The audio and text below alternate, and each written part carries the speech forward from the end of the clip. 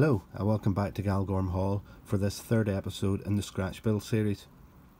In tonight's episode, as I mentioned last time, we're going to be looking at cladding the surface of this building and adding the quoins, which I showed you at the end of that last video too. Now the prototype has quite a rough textured plaster surface to the front of it, so what I want to use for that is some sandpaper. Now this sandpaper is code P100 and you'll be able to pick it up at any DIY store, you know, that kind of place, and hopefully if you can see in the light there's a nice sort of rough texture to that, and the idea being is we will fit that to all four sides of the building, and whenever it's all put on and the quoins are in place, we'll give the entire building a coat of a grey primer, to which then we can start adding our colour tones to the building depending on what way you want to go around it, but we'll cross that bridge at a later date. But basically for this week's episode we're looking at installing this and putting the quoins on. So it's fairly straightforward. We basically need to take the four sides as individual sides and we're just going to lay sheets of paper onto each and glue them into place. Now it's made a little bit more difficult by the fact that we have the windows and the doors to be able to cut round, but you know, it shouldn't be that much of a problem, and the paper's nice and easy to cut through. It's a bit unforgiving on craft blades with the rough surface on this side, but you know, needs must. So right, what we're going to do, this I've already cut to size for the front, and it's going to be from this to this end here. Now if we're slightly short on either end, it doesn't matter, the quoins are going to cover it. We'll want to make sure is that top and bottom are pretty much spot on, and also obviously in around the door, the doors and the windows as well. So if I take the sandpaper and lay it down, I think what I'm going to do first is do an outline of the entire building.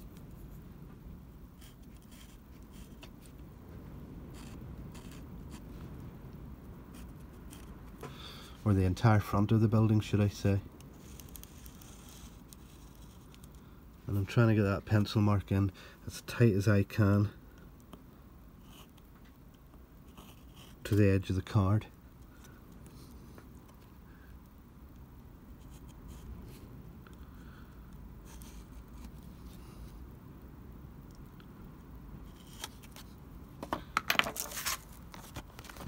Okay, you see it like that there. Now the beauty of working with this sandpaper is it doesn't matter whether you have it sitting straight or you know that you're having to try and line it up and match it with the other sides. You know, it's not an issue. Whenever we come to putting the brick Plasticard on, that's a little bit of a different issue. So once we have that marked out,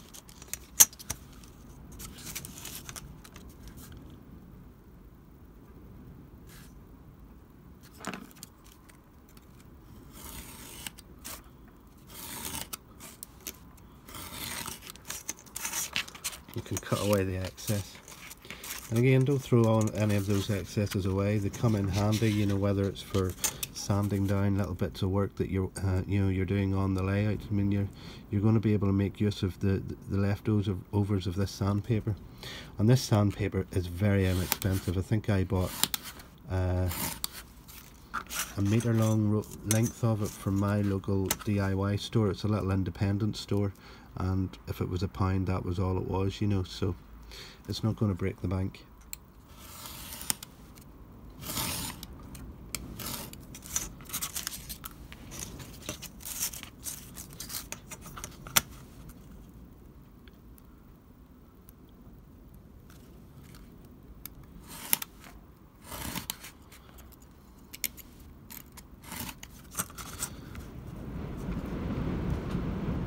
You'll have to excuse, hopefully you maybe will hear that, I'm recording this tonight whenever Storm Eric is passing over the UK, and it's fairly noisy up here in the roof space. I'm also dosed with the cold, and I've sort of been trying to put off doing this next recording here because I wanted to try and get the cold out in the system, but it won't move, it won't shift. So I thought rather than leaving it to last minute, I may just batter on, and hopefully any sniffling and that you hear will be forgiven. Right, there we are. So that's the outside edge of it all done. And if I lay that up against there,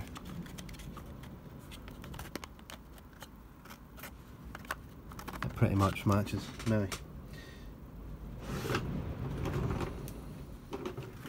we need to, what will make this handier to do is if I set that on the surface there, I know it's flush to the surface. If I use one of these little grip things and just place that on there,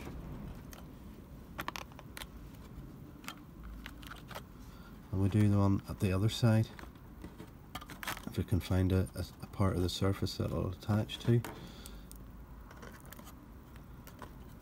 That's going to stop it moving now. And what we can do then is turn it over, and hopefully from the inside we can start drawing out for the windows. Now you probably need to apply a little bit of pressure, and what I'll use is this ruler just to press it against the card, so that whenever I run the pencil over it, it's not going to bow away, you know, from the surface of that card. What I'll do is I'll just do these two here for now, because you've got the idea of it anyway, and then I can go away and carry on with this, and we'll come back to you whenever at the next stage. But that's essentially what we're doing.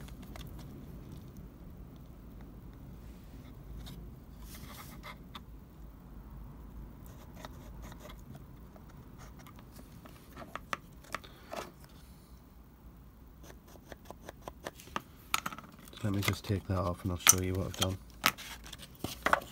Okay, so as you can see there, the window aperture has been marked out on the inside. So I'm going to cut all these away, and I'll come back to you whenever it's ready for gluing. Okay? Okay, so we're back, and I have the first bit cut out. You'll see just above the door there, there's a little white mark where whenever I was cutting, some of the grit from the sandpaper came away from the paper back. But that's okay, because it's, you know, it can be detailed later as you know, a bit of plaster that's come away or something. And in actual fact, I might look at experimenting with a bit of broken plaster on this side wall here anyway, but we'll come to that later on.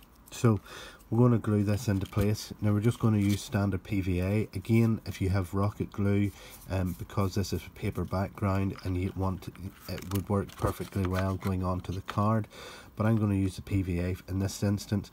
It will give a little bit more resting time, you know, before it actually starts to harden off, you know, so that if you do need to maneuver it, you've got that sort of that leeway. Now I want to make sure I apply a good even coat right the way across it, particularly around the edges of the windows. So I'm using a paintbrush, and I'm going to spread the glue right the way across the surface.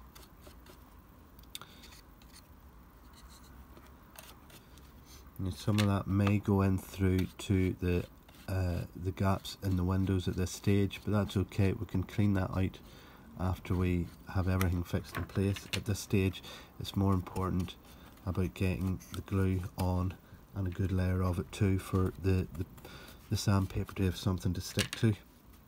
You may find that this process will have to be done over a period of hours, depending on the temperature in your room that you're working in. The PVA does go off quite quickly, but you want to make sure that it bonds well with the surface. So it may be advisable just sort of to place a, you know, a strip of wood or something like that across the top of it, just to ensure that the sandpaper stays affixed right the way across. You don't want to find at a later date that you've got a big bubble in the middle where the sandpaper never actually took to the glue, and it's sort of bubbling out on you, because you're never going to be able to fix it at that stage. So that's the surface covered, and then it's basically just a matter of laying your strip of sandpaper on, and we'll do the same again. We'll use the surface of the cutting mat as our base for the bottom.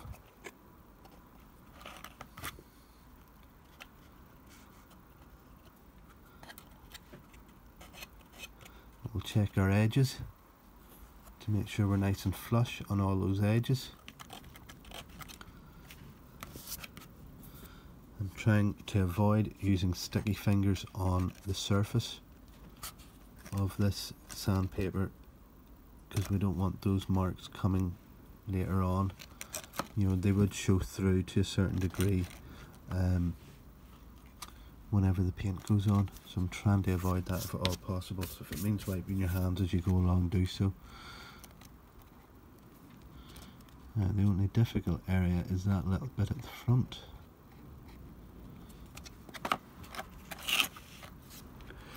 What I'm going to do is, that area there is rising up, so I'm just going to put one of those clips back on there. There you are. You see, actually, before I put that clip on, to see what I mean, just there where it's actually raised away. Now if you were to overlook that, everything else would lie in place and that would be sitting flush. So I really think the best procedure for this going forward is if we take a sheet of wood and lay it across the top. You can see there that it's covering the whole area. And actually I'll maybe just have it placing down to put more weight onto it. And then if you find your card's bowing up a wee bit in the centre, just pop a couple of weights inside it. Have I got something else? Too big.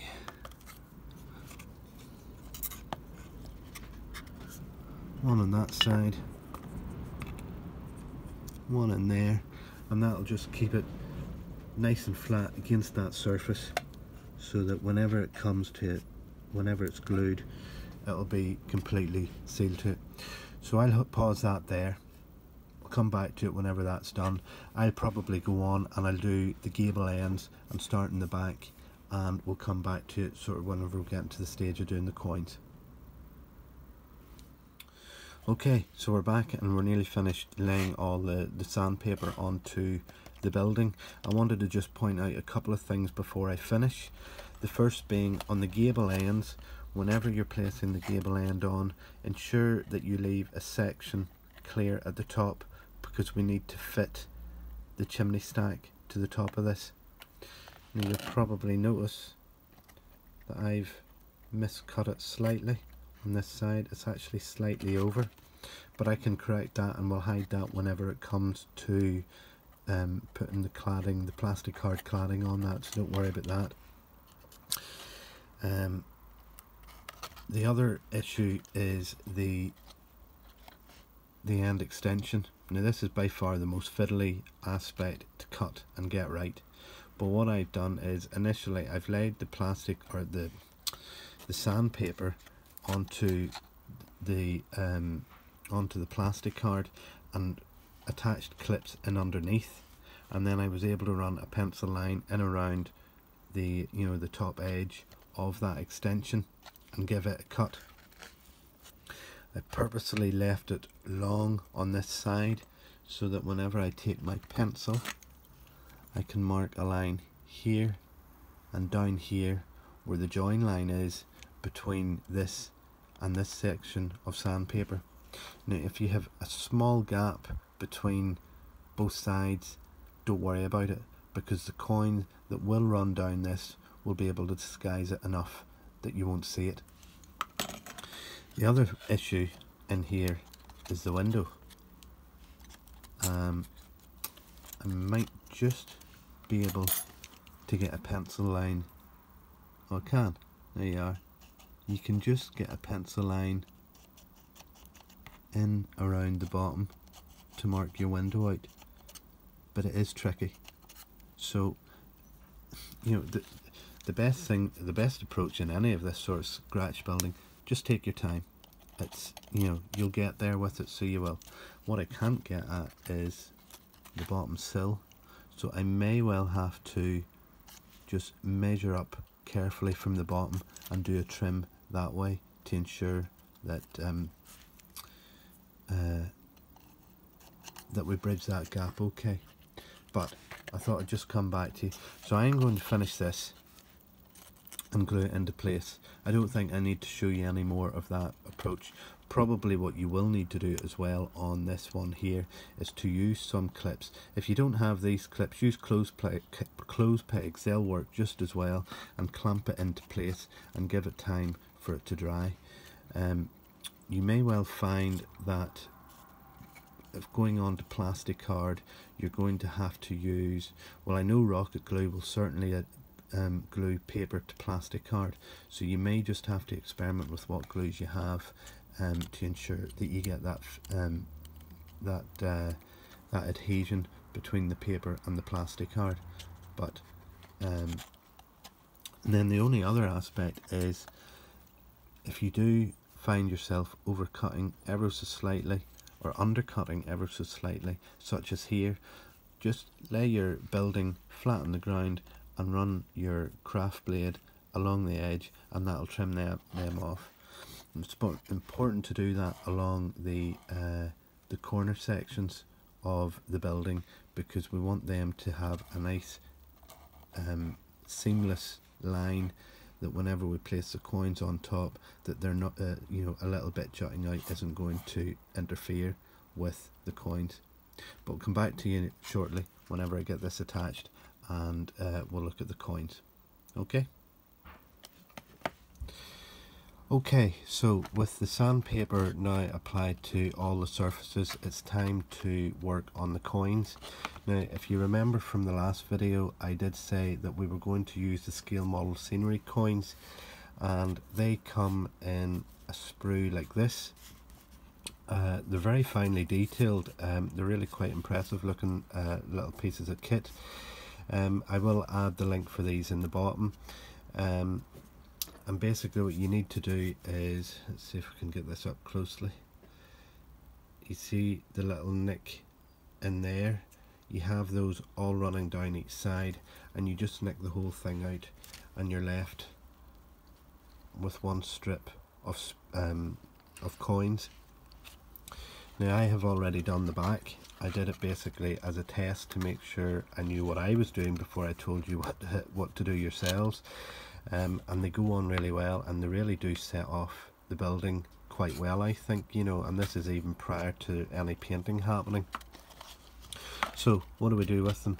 Well, basically what we need to do is to set them up against the building, and in the case of this building, we've pretty much got lucky again in terms of the dimensions, in that we have the height of the building is more or less out just by a millimetre, so the full height of each of these coins.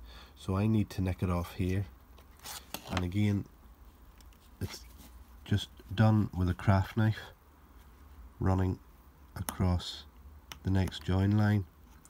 Now, if you happen to have this on a building that was maybe, you know, you maybe had a half coin to cut into, well, I would probably suggest maybe, well, I suppose it doesn't really matter. The half coin could be at the top, because the roof will hide some of it, or equally at the bottom, because whenever you get your scenics put into place, that's going to disguise it as well. You know, so it's 6 and 2 3s really.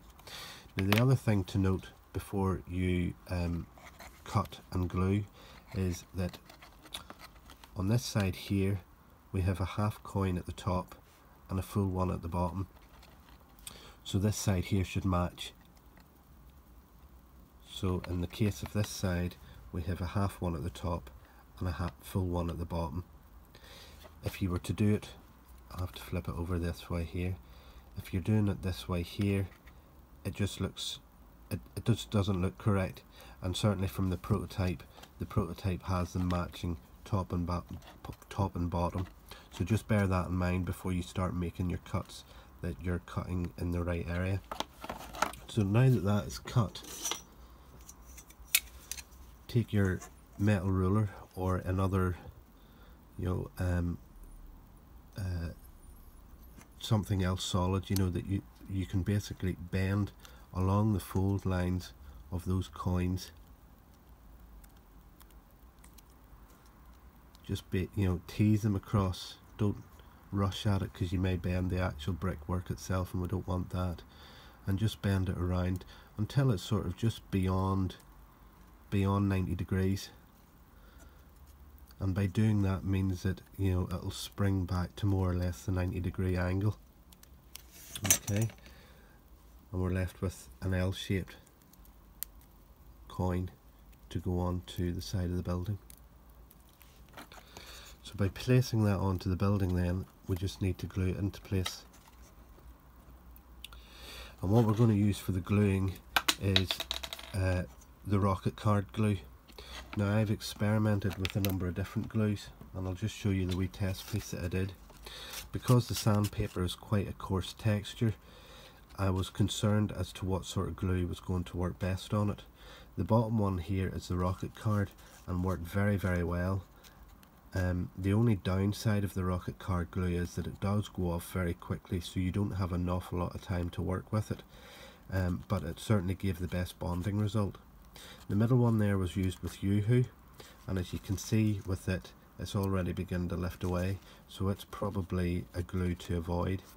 And then the top one was good old PVA, and again the PVA gave a good coverage and give a good bonding to the actual piece. The only thing I found with the PVA is, with it being slow at curing, you would really need to probably glue one side and clamp it down and wait for it to go off before you glue the other side. In actual fact, we're going to have to do that a wee bit with the rocket glue, but you're not having that sort of long wait time in between to do that. So like I say, the rocket glue is quite slow, or quite quick to go off. So what I've found is the easiest solution is to glue one side at a time and get it into place. And the beauty of this rocket glue is that it comes with this little sort of pipette nozzle that goes onto the end of the glue, and it allows you to sort of get good coverage. Now, the greater amount of rocket glue you use, the longer the drying time is on it, but it's still not an awful lot really. And we're just going to put that into place. And if I hold it there just for a few minutes, that should hopefully go off. Okay, so that's been about 5 minutes, and that has now more or less dried. You can still see like a purpley tinge to that, and that's still some of the glue drying. So still have to be very careful with this whenever we're working on the other side. So what I found is, if you press it onto the your base, onto your work mat, and work at it from this side here, and again just sort of run your pipette thing along it, making sure you get those sticky out bits, because those are the ones that are going to come away the most. And then if we use our ruler and fold it up tight into it and hold it there, so the base is being held by the coins at the front are being kept in place by having the building sat down like this. And then if we just clamp that ruler in place there,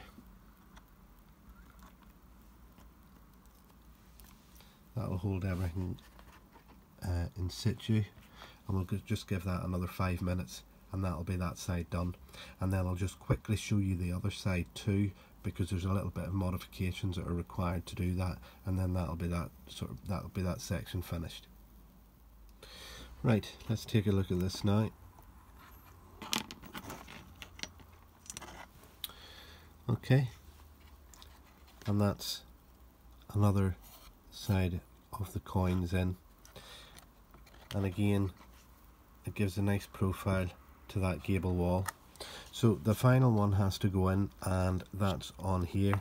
Now, because of the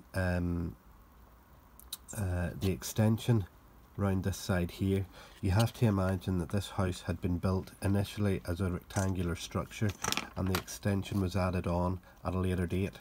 So what they had actually done in the extension was just to build right up to the coins on this side.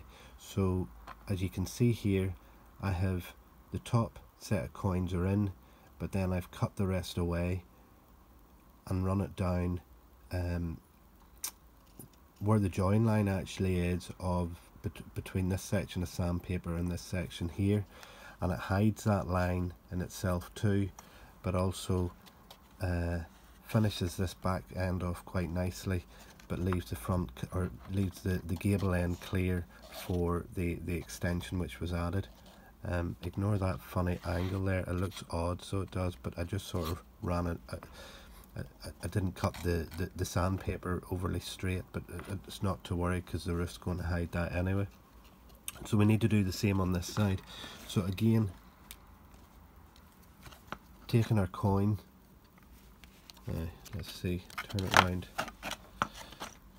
and making sure that the top coin matches what is on this side. So that is correct there. So we have, what we can do is cut what we need first of all.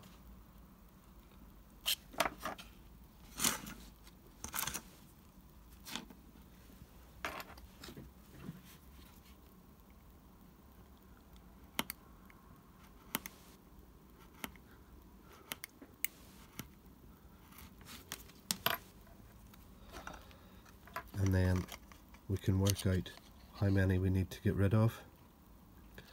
So we need to keep 4.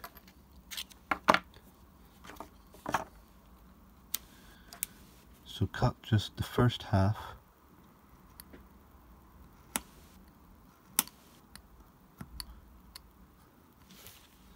And then taking your knife, find the center line of where that crease is, and just run your blade down there.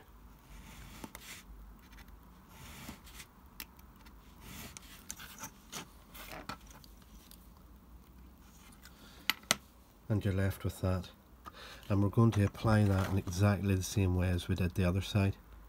So I will start with the long side, I'll let it dry, and then we'll fold over the short side and put it on. But I don't think I need to show you that because it's exactly the same as the other, so I'll go ahead and do that myself. So that brings this week's episode to a close. Next week what we are going to do is look at adding the brick Plasticard to the chimneys, and then we're going to paint this entire structure before we start looking into some more of the detail work of the windows and the doors, for example. So hopefully that's been as informative as the previous ones. With regards to the scale model sceneries product, the coins, please click the link below. I am running an affiliate program with scale model scenery, so any purchases that are bought by clicking through the link, it just helps support the channel in a little way. It's a small thank you to me from you if you were to order it in that way, and that would be greatly appreciated. The list of other materials are also there for the entire build, and they will continue to get added as the build goes on. But in the meantime, thanks again for watching, and I'll speak to you again in a couple of weeks.